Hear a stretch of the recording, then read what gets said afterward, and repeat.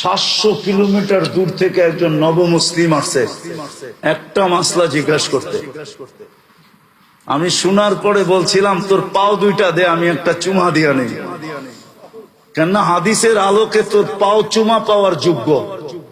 তুই যত জায়গা দিয়ে আসছ, সমস্ত জায়গার তরু লতা গাছপালা মাটির কণা পর্যন্ত তোর জন্য ইস্তেগফারের দোয়া, মাগফিরাতের দোয়া করছে।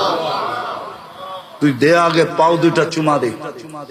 মাসলাটা ছিল, আমি নবমুসলিম, আমার মা বাবা মুসলমান না। ইসলাম, আল্লাহ, রসুল, কোরআন, হাদিস আমার অমুসলিম মা বাবার সাথে কেমন ব্যবহার শিখায়, আমি কেমন ব্যবহার করব। কিন্তু আমি বাংলাদেশে বুড়া হয়ে গেলাম, আজ পর্যন্ত কোন যুবক আমাকে এসে জিজ্ঞাসা করে নাই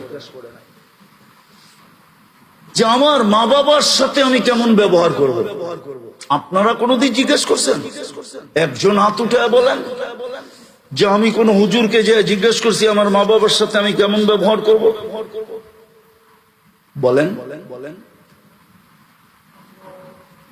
700 কিলোমিটার দূর থেকে আসছে।